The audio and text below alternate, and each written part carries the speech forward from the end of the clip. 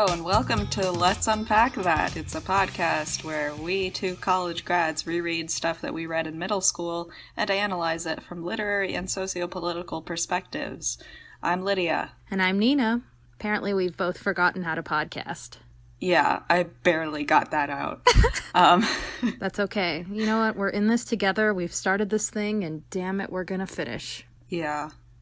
At the very least. I don't want to finish this, Nina. Why not? I don't want to finish reading Twilight. Why not? I want to start today by saying I take back everything I said last week about understanding why anyone would like Edward. Because he is just a little childish bitch of a person. And I hate him. I hate him so much. And I don't understand. It's nothing like my love for Kylo Ren, and that is where I'm coming from this week. Okay, so you've had a long week then? Yeah, taken a couple steps backward in what I thought was my progression as an individual. Okay, all right. Well, I'm sorry about your week. Thank you for joining my camp of everybody hates Edward. Population, you and I, but that's nice. On the other hand, you know how people start calling characters like their sons and whatnot, like my son or my child, and you know, we see that all the time on Tumblr or whatever. Is Jacob your son? Jacob is my original son. Like, I was reading this chapter this week, and I was like, my son, my child, my life. It was just, it was so good to see his name. I was like, yes, 12-year-old me is once again back with her child and my son, my favorite ever person who could do no wrong, except he does a lot of things wrong. Yeah. So, the original son, prodigal son, has returned to me. There you go. So today we're just talking about chapters 5 and 6 of Twilight by Stephenie Meyer, featuring some talk about hemophobia, not homophobia, although we'll get to that in the next bit. Edward's very concerning behavior. There's a lot to unpack there. That's why let's unpack that. Yep. Did you say the name of our podcast? No, I said there's a lot to unpack there. No, I meant at the intro. Did you say, welcome to Let's Unpack That? I think so. Okay. We'll find out in post. All right. We'll find out in editing. Because I edit these. That's true. I just sit back and watch it happen. You don't even watch it happen. You don't even sit with me. You're states away. I know. I'm totally the husband of this relationship. Let's unpack that, Nina. What? What? No, but we're also going to be talking about Jacob, because this is, he's introduced in chapter 6. And we're also going to talk about Native Americans and cultural appropriation in literature. Hey. And what that means. So a lot means a lot. Yeah, it means a lot. It's really woof. Did you say woof woof? Woof woof as in werewolves? As in the no. Bush tribe? I think you did. I think that's what you just did. I'm not here for it. Neither am I, Nina. Okay. But okay. Okay. Backtracking a little bit, these two chapters starts off with Bella fainting in her biology class because they are literally stabbing themselves to get their blood type. And then the next chapter that we read, which is chapter 6, they all go down to La Push Beach, which is the Quileute Reservation, and I really hope I pronounced that right. Yeah, it's Quileute. Yeah, and this is where she starts to learn about the cold ones, and we're introduced to my personal favorite character, well, maybe second favorite character, but here's where we meet Jacob Black. So, blood typing. Lydia, take us away. So, the blood typing incident. In short, Bella faints at the sight of any blood, which I didn't do this experiment in high school or in college. Did you? Do you know your blood type? I don't know my blood type. I don't know my blood type either, and I always ask. I've gotten my blood drawn and done blood testing a million times, and no one will ever tell me what my blood type is. Apparently, I have to go donate my blood to somebody before they'll tell me what kind of blood I have. Yeah. Well, I've never donated blood either. I know in great detail how to do a blood typing experiment because I've done a virtual simulation of it for my work. Ah. But, so I know a lot about blood types, but I don't know my own blood type. I was going to say, by the end of this, we need to have gone and donated blood. One, because it's a good thing to do. Two, because we need to come back and say, by the way, as we mentioned however many weeks, months, days ago, we don't know our blood type, but now we do. There you go. Do it for the vamps. Do it for the vamps. No, don't. Gross. So, of course, this is, in general, a kind of quirky trait for Bella to have, that she faints at the sight of blood. And so, naturally, I did some research about it. Great. And found out a few things. One, hemophobia is often to do with cuts and blood coming out of veins rather than blood coming out of the body naturally, which is why a lot of people who have hemophobia don't react the same way to period blood. Because it's also a different color and consistency, but they don't have that same reaction because it doesn't trigger the whole, like, that is not supposed to be happening, that is a cut where there shouldn't be one, the body is injured reaction. I'm diving back to one of our favorite authors. Shout out to Mackenzie Lee, whose beautiful character Felicity Montague once said, "Women haven't the luxury of being squeamish about blood." Yeah. Shout out to her. By the way, if you haven't read Gentleman's Guide to, what is it, Vice and Virtue, and then Lady's Guide to Petticoats and Piracy, please do. She's wonderful. Buy from an independent bookstore, but also read these books, because I don't think I've ever laughed and cried so hard reading a book in my life. Yeah. It's an excellent book. I love Mackenzie Lee. So, of course, I went to Reddit for this info. Great. Because where else do you get so many testimonials? Nowhere. Except church. Yeah, and a lot of people said this. But I've also found on other more reputable medical sites that intense hemophobia that leads to fainting is often caused by a blood-related trauma in someone's childhood. So either they were involved in a really intense accident where there was a lot of blood, or they had some other experience that just scarred them for life as it relates to blood. This is not the only time that I have advocated for researching your quirky traits before you put them in a book, because it might have traumatic implications. A couple semesters back, I was in a creative writing class, and one of the characters that we were reading about that somebody else had written had night terrors, and I was the only one who brought up that night terrors are associated with childhood trauma, and the author didn't know that. So just a heads up to all writers, research these traits before you write them in, because they might have deeper implications than you think. Especially if you want to be a good and dedicated writer and really create depth to your character, because you never know, that may add a new level to your character that you didn't really consider before. So yeah, it's absolutely it also research begs things. the question, did Bella go through a blood-related trauma in her childhood? And imagine if they had spoken about that, and how deep we could have gone into the whole vampire drinking blood thing. Imagine how just, I don't even know, imagine if she had been in this really traumatic car accident and she was able to talk about why blood was so traumatic for her. And then, you know, when she becomes a vampire, spoiler, which is not spoiler free, when she becomes a vampire, she could be dealing with the fact that, like, oh my gosh, the sight of blood is still freaky to me, but I want it anyway. Like, or when she's pregnant with her child and she's having to drink blood, because that's something that has to happen, that she has to drink blood while she is pregnant with Renesmee. Imagine how deep you could have gone into something like that in talking about her childhood trauma. But you know what? It's fine. It was 2004. What are we supposed to expect? Do the books ever go into more depth? Like, does this ever happen again? Like the blood fainting thing? Yeah, like, I remember there was some incident where she's at the Cullens' house, and I think it's in this book, and she gets cut on something, and, like, I think Jasper, like, freaks the wants fuck to out. eat her. Yeah. But does she faint? She doesn't. So it happens in the second book, but it's in a prologue, or epilogue at the end of this book. And essentially what happens, she gets a paper cut while she's opening a birthday present, and a single drop of blood oozed from the tiny cut. I'm quoting it now.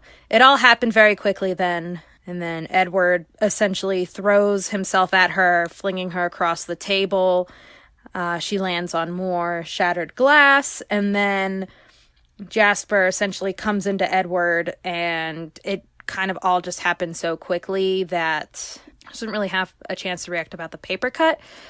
But then she's also suddenly been thrown into the fucking wall and is, you know, the last sentence that you see is, "Dazed and disoriented, I looked up from the bright red blood pulsing out of my arm into the fevered eyes of 6 suddenly ravenous vampires."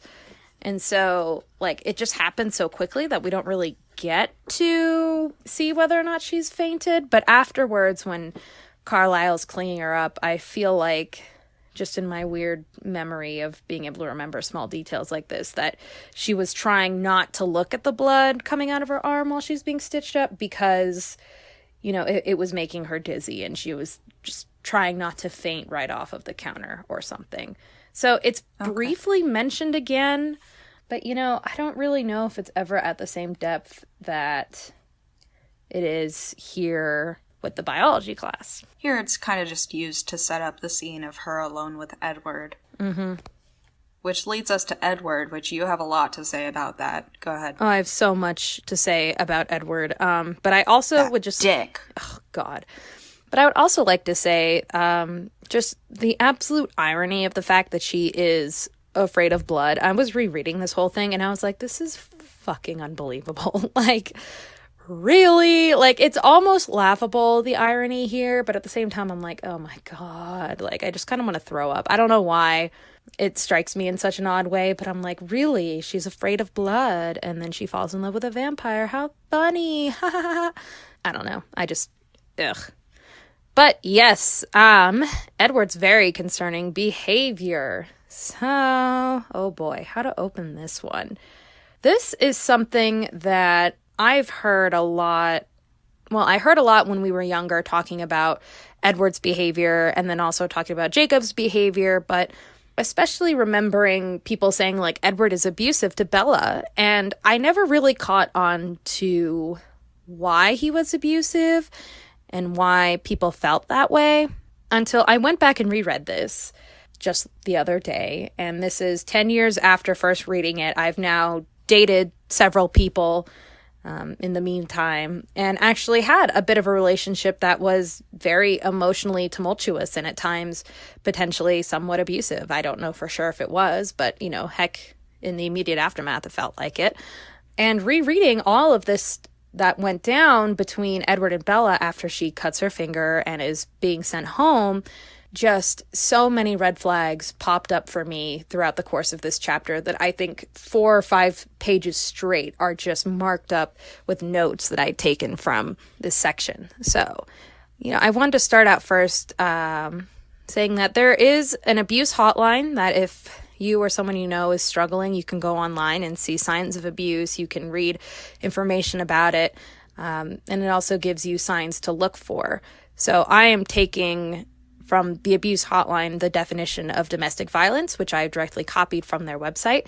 So the abuse hotline says domestic violence include behaviors that cause physical harm, arouse fear, prevent a partner from doing what they wish, or force them to behave in ways that they do not want, use of physical and sexual violence, threats and imitation, emotional abuse, and economic deprivation. Many of these different forms of domestic violence and abuse can be occurring at one time within the same intimate relationship. And then you scroll down a little bit more and you see that there's a couple of signs between just physically, emotionally, different signs of being in an emotionally volatile relationship. And a few of the signs showing extreme jealousy of your friends and time spent away from one another, keeps you or discourages you from seeing friends or family members, insults, demeans, or shames you with put-downs, and is extremely patronizing. So let's unpack that a little bit. Are you looking at the National Domestic Violence Hotline? Yes. It is www.thehotline.org. Thank you. It also warns you that your computer information can really easily be tracked, so that's also something to point out. But beyond that, showing extreme jealousy of your friends and time spent away from one another. That is something that Edward especially does in Eclipse, which is book 3. After he's come back from breaking up with her and almost killing himself in Italy, he says, "Oh, I don't want you to be friends with Jacob anymore." And at one point actually goes and takes out some part of her car so she can't start her truck and drive to La Push. Oh my God. Yeah. And says, like, you can't go see him, he's dangerous, and is completely disregarding the fact that this entire time, all throughout New Moon, Bella's depressed, she's struggling with just this lack of life, and Jacob is really the one that helped her through it. He is her best friend, and, I'm not going to go on a whole Jacob is the best soapbox, that'll be for later, but he really is one of her closest friends and understands the whole supernatural point of her life in a way that, I don't think Edward can, and was there for her in an extremely difficult time. And then Edward says, no, you can't go see him because he's dangerous. He's unpredictable. Whereas it's like, well, we just talked about, she gets a fucking paper cut and suddenly half the town wants to eat her. So that's something that I thought of immediately, was the time when he literally in Eclipse goes and takes apart her car so she can't start it because she knows nothing about cars. And that goes into the next kind of note that I wrote down, was that it keeps you or discourages you from seeing friends or family members. That's the same thing. He discourages her from seeing Jacob. He kind of, in a way, almost discourages her from seeing her mom and everything like that. It's just, he's keeping her away from other people in her life. And, I don't think she minds all that much, except in the case of Jacob. But still, this is very isolating. It's very scary to me personally. And I mean, it's in the book, it's trying to be like protective and sexy and like, oh, he cares so much about her well-being, I'm going to do anything to keep you safe. When really, no. And when you're reading that as a 12-year-old, you think, oh, it's great. He really cares about her. He just wants to keep her safe. No, that is not what this is about. This is how people can accidentally fall into a pattern like this and not realize that they're either the abuser or being abused, because they're thinking, oh, he's being so protective of me. He wants me for himself. He wants to keep me safe. And that's not a sign of love, If we're going to go into the whole theme of biblical and religious backstory that goes into Twilight and Stephenie Meyer's life, her being a Mormon, one of the most quoted Bible verses is love is patient, love is kind. It's not jealous. And in this case, Edward being extremely protective and taking her away from people that she cares about is not kind, and it's very jealous, and it's not good. And as a 12-year-old reading that, I didn't get that picture. It was so hard for me to see why Edward was abusive. I didn't see it at first. I just didn't like him because he left. But now looking back, I'm like, oh, even in the very beginning, there's signs about him that are very scary. And anyone who's impressionable and young and reading this book, like we were when we were kids, would think, oh, this is okay. And there were times when I could have been where I was the one who said, I'm jealous of your friends. I don't want you to be away from me. There was a time in a relationship that I had once that I was that person. And then equally, he was that person back to me, where we were both very just isolating with one another. And it was a very toxic situation. And it took a lot of time to recover after that relationship was over. And, reading this now and thinking, I was reading this when I was 12. I'm not blaming Stephenie Meyer or anybody in part of the books for any choices that I made or, any situations like that. But when you're that young and that impressionable, what I mean to say is, that stuff, when it's written in the perspective of being romantic and being like Prince Charming who's saving you and protecting you, that can be really damaging. And I think that can really play an impact on how you see yourself and how you are in other relationships and what you excuse when it comes to being with your partner and whether or not you're keeping that check on yourself. Yeah. That was the first thing, but a little more aside than just kind of the protection, because we don't see that as much in Twilight quite yet. But the one thing that really caught my eye was the descriptors saying that they're insulting or patronizing or demeaning you. And we just talked about that a whole ton last week when he was in the when she was in the hospital after she almost got hit by a goddamn van, and he's almost laughing at her, and he goes, "Oh, haha, like, look at you, little human," and he's, you know, smiling at her in this way to get a rise out of her while she's literally being taken to the hospital because of a car accident. Yeah. And again, here she's injured. She has been physically ill from the sight of blood. And he's just picking her up like it's nothing, like, oh, I'm strong, you're weak.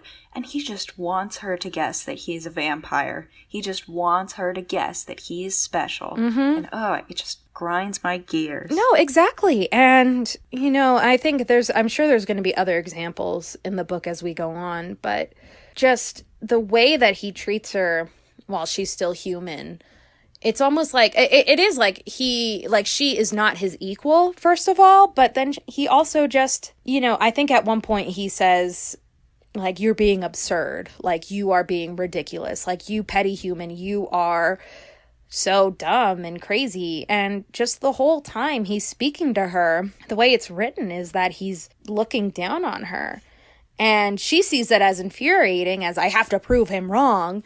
But again, if you're reading that as a kid and you're like, oh, this is how relationships are supposed to be, that's not how they're supposed to be.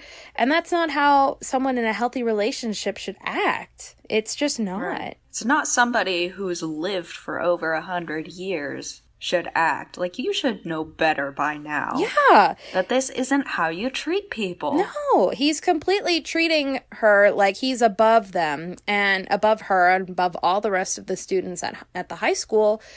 And it just begs the question, has he literally spoken a goddamn word to anybody outside of his family before now? Because, geez, if someone hasn't called him out yet. I think we should have another discussion in another episode about the effects of immortality.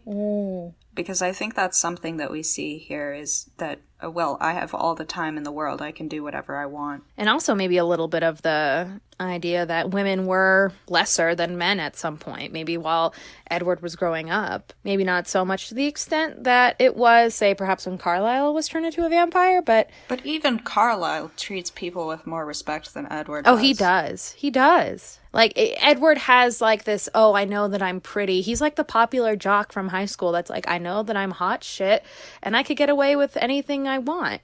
He's almost like Brock Turner. Oh, my God. He's like Brock Turner in thinking, I can get away with anything because I'm who I am. Oh, God. I mean, but am I... You're not wrong. Yeah, yeah.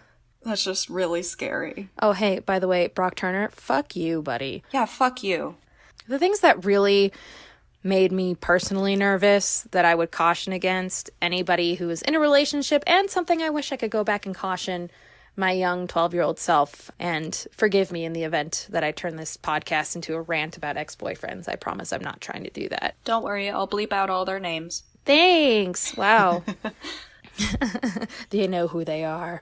But I'm kidding. But something that startles me is describers like he was suddenly outraged and, you know, like suddenly this anger out of nowhere. And if you've ever been in the presence of someone who snaps like that so quickly, it's fucking terrifying. And saying outrage, that is such a strong descriptor. Like, that is a very deliberate use of that word. It's something different than being like, not even pissed off, but being like, I don't know, there's not a good word really for the emotion I'm thinking of, but there's levels of anger that go from like annoyed to homicidal, and outrage is pretty high up there.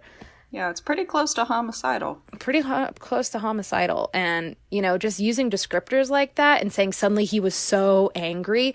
And so seeing that he was suddenly outraged, she went from being normal to being like, what the fuck are you doing? Like, that is scary shit. Hold on. And yet she's not scared. She's not scared. And that's that's also something that is like, wait a minute. That is something she should be scared about. Another thing that happens on page 103 is that he says, where do you think you're going? He asked, outraged. And then a few lines later, he goes, "Do you think I'm going to let you drive home in your condition or let you drive in your condition?" His voice was still indignant. Indignant and being outraged is not the same thing. Like, indignant is like, oh, dude, what are you doing? Like, it's like a fly buzzing in your ear and being like, God, he won't leave me alone, the stupid fly.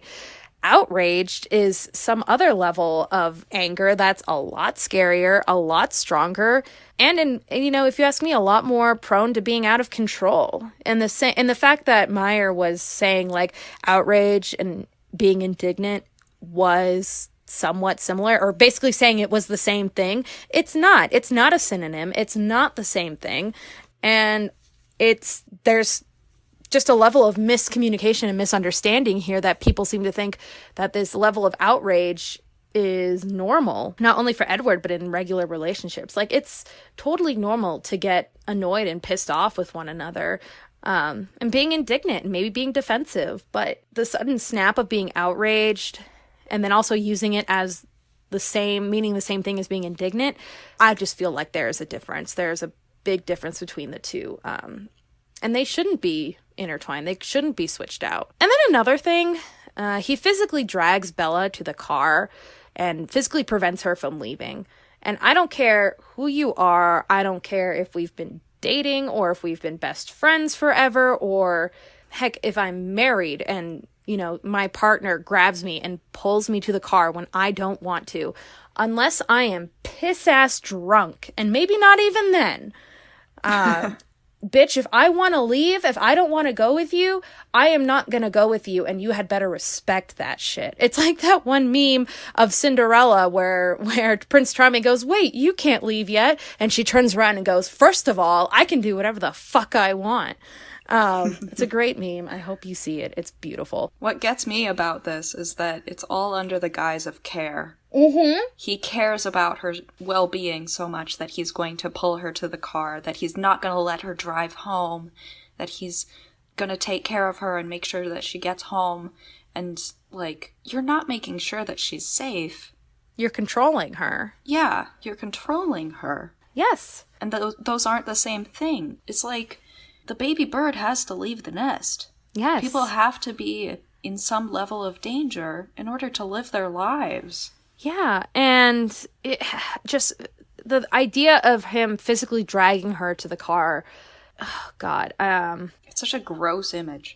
It's scary. I've been on my true crime podcast binge for like a month now, and I hear pulling her towards the car, and I'm thinking, fuck, she's about to get raped and murdered. Like, it's done. That is so scary for someone to go through, especially, Bella, who is a human, and Edward, who is a vampire and however many hundreds of times stronger than she is, being forced to get in his car. That's terrifying. Mm-hmm. And yet she's not afraid. And so why is that? Why isn't she afraid? Is it because he's cute and mysterious? Is it because, she somehow senses that he is not dangerous? It doesn't make any sense to me that she would just be going along with it, and it doesn't sit well with me that Meyer would normalize behavior like that and just say, oh, he's pushing her into the car, aw, that's really sweet, he's protecting her again. No, just no, that is not okay. That is not okay behavior, and no one should treat another person like that. If you're really worried about her driving home, you follow behind her. Like, you get in your car, you follow her home, you make sure she gets there to the door safe, if she doesn't want to get in the car with you. And then she goes, oh, you're so pushy. Ugh. Like, no, you're not being pushy. You're being controlling and demanding and manipulative, and you need to stop. It also makes me wonder, since at this point in the book, Bella doesn't know that he's a vampire, but the readers do. Yeah. There is a sort of disconnect there. It's almost impossible, I will say completely impossible, to read Twilight and not go into it knowing that Edward is a vampire. And that is part of what makes this semi-okay, is because he's supernatural and he's so much, like, stronger than her, and he's supernaturally capable of taking care of her. But she doesn't know that. She doesn't know that there's anything special about this fucking guy. No, she has suspicions, but up until now, she hasn't believed in anything supernatural. So, you know, she jokes about radioactive spiders, but what the hell does she really know? She doesn't know. So why is she acting like it's okay? She's not in the same position as the readers, and that is just, like, ugh. It's like this whole book has been assuming that she already knows when she doesn't. Or has some kind of feeling that she knows, and I mean, geez, your gut can be wrong, man. Something that I have been following somewhat closely the past couple months is I live in Colorado, and there was recently, it was a triple murder in another town somewhere east of me, a couple hours away, but it received national attention. This guy named Chris Watts ended up murdering his pregnant wife and their 2 young daughters, who were both under the age of 5. And the other day, right before I started reading this chapter, I was actually watching the 2020 documentary about Chris Watts and his relationship with his wife, Shanann, and their 2 kids. And they, first of all, I am so sorry to Shanann's family and the 2 daughters who passed away. They were beautiful children. She was a beautiful woman, and this kind of tragedy is just, there are no words for it. There just aren't. But something that I was thinking about that case when I was reading through this book, and something that they were talking about on the 2020 was that Chris Watts was this cute all-American guy. Like, he was this family man that she had met and just fell madly in love with. And, you know, by all accounts, he's a regular, normal, attractive guy who was, I mean, God, he married her and ended up having kids with her. But despite the fact that he's this cute all-American guy, he also just murdered his entire family. And I'm wondering, could he have shown signs of being unstable? I don't know them personally. I don't know anything about the family other than what I've seen in a few news articles and the 2020 episode that I watched. But if he had been showing those signs of being mentally disturbed or being unstable, is that something that someone would have taken seriously? Like, is his appearance so much that, you know, it just kind of washed away all of her uncertain feelings? Am I making any sense right now? Yeah, you are. Whiteness is in innocence. Well, not even that, but like attractiveness is innocence. The whiteness too, but the attractiveness is innocent. Attractiveness, that's the big one. That's what they say about Ted Bundy too, is that he was a good-looking guy who just lured women into his clutches, and they trusted him because he was a good-looking, nice guy. I'm not making any assumptions about Chris Watts here. I don't know. Again, I don't know anything about him personally. He could have snapped. He could be a sociopath. I would not know. So when his wife Shanann went missing, I think it was about 2 days before the bodies were discovered, and they thought at first that she was missing and had been kidnapped with her kids. And there are televised news interviews of him saying, you know, I love you and I miss you, come home. And everyone's, you know, their hearts are breaking because he's this normal looking guy who's pleading for his wife to come home. Oh. And then you find out 2-3 days later that actually he murdered them, and he buried Shanann in a shallow grave and shoved his daughters into oil tanks. Oh, and God.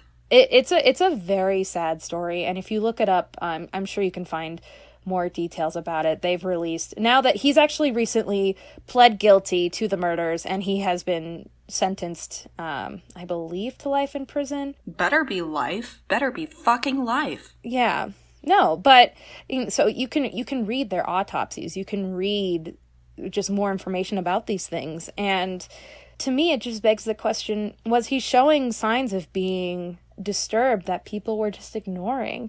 In the same pattern, Edward Cullen is this attractive young kid who's really acting like a sociopath, who's acting like in a very scary way, in a very controlling way. And I guess the big thing is, don't judge a book by its cover, you know? Yeah. And if people had seen, if Edward were, I mean, I hate to say it, if Edward were a black guy, or if Edward were not attractive by conventional standards, even by vampire standards, would Bella have been turned off by all of this behavior? Oh, definitely. Nobody would have romanticized a person of color as Edward. Our society associates people of color too strongly with crime. They do. You know, it's we could make a whole new podcast. We could make our whole show about this. We could make a different series about color and race in America, and I could just like quote to you everything from the documentary 13th, because it's a fucking fantastic documentary. So yeah, and then imagine you're reading this when you're 12 or 13 or a high schooler, and just getting, you know, you're just sexually evolving, you're just starting to get interested in boys, girls, whoever, and you're gonna trust the person who's beautiful and talking to you and trying to woo you over. I don't know, it just, the fact that this has been so normalized in this book, and I'm not saying that this book itself is responsible for domestic violence or wrong decisions, but the fact that this was such a highly popular piece of pop culture that everyone knew about, that so many people read, that, you know, if you say Twilight now, someone rolls their eyes because they know exactly what you're talking about. This was such a fantastical moment of pop culture history that I'm sure kids are going to be reading about in textbooks in 10 years. And it just normalizes behavior that is so unhealthy and so dangerous and scary. Mm-hmm. And that's where I really have the big problem with it. It's, to put it bluntly, it's problematic. It's problematic. At best. At best. Problematic at best. Yeah. You also brought this up, since we're talking about marginalized groups and comparing this to that. He asks her if her mom would be accepting of anybody she loved.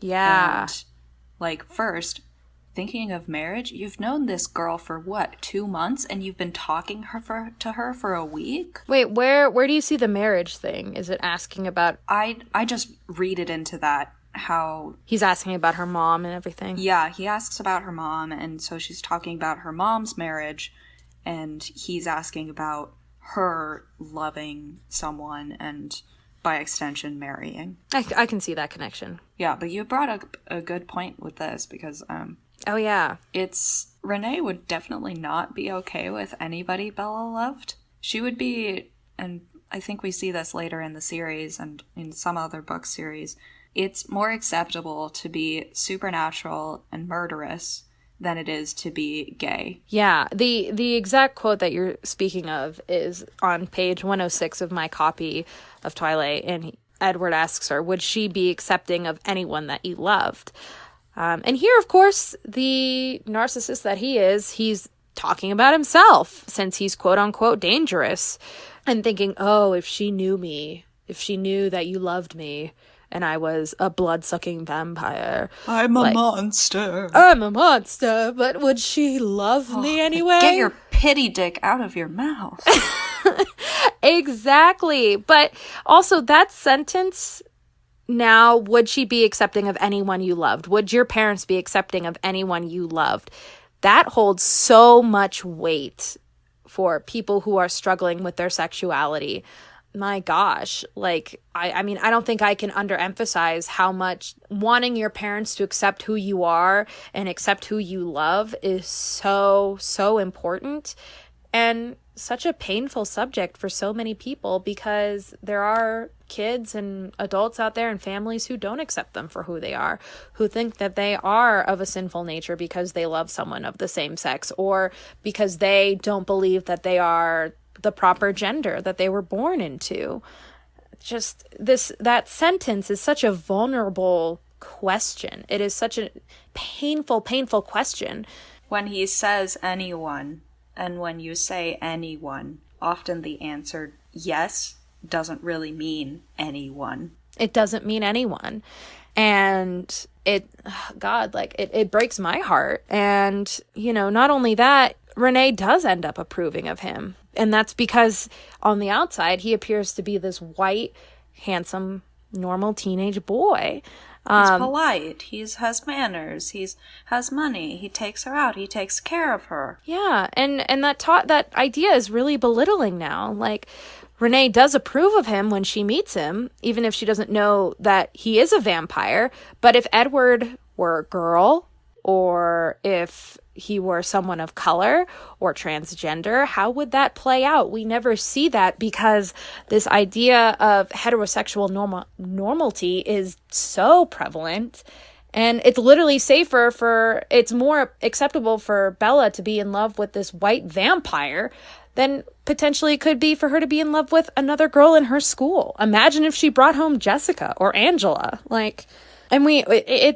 That sentence itself is, first of all, incredibly self-centered because he's putting himself as like, I am this dangerous guy, and could she love me anyway? He's assuming that she's going to stay with him because he is going to make her stay with him. Yeah, that question, that sentence just haunts me now because it's used in such a short-sighted, one-sided way when really that question has so much depth and vulnerability for so many people. It's the usage of it and just saying that it's okay and thinking about it. I don't really have the words to explain it, but I'm hoping that whoever's listening is understanding what I'm trying to convey, that it's just one of those things. It's not even that it didn't age well. It was a misuse of a very sensitive topic. It was ignorant from the beginning. It was. And again, we don't see any gay characters throughout the novels. Loving a supernatural being who wants to suck your blood is more acceptable than being gay. And then also, side note, Bella asks, like, what's your version of scary? Multiple piercings and tattoos? Like, hello, Mormon culture. Sorry. As someone who has multiple piercings and is saving up to get tattoos, I'm really glad that Stephenie Meyer thinks I'm scary. That's all I can say. Very proud of that. Yeah, and I think we'll have to explore the influences of Mormon culture on this whole novel in another episode.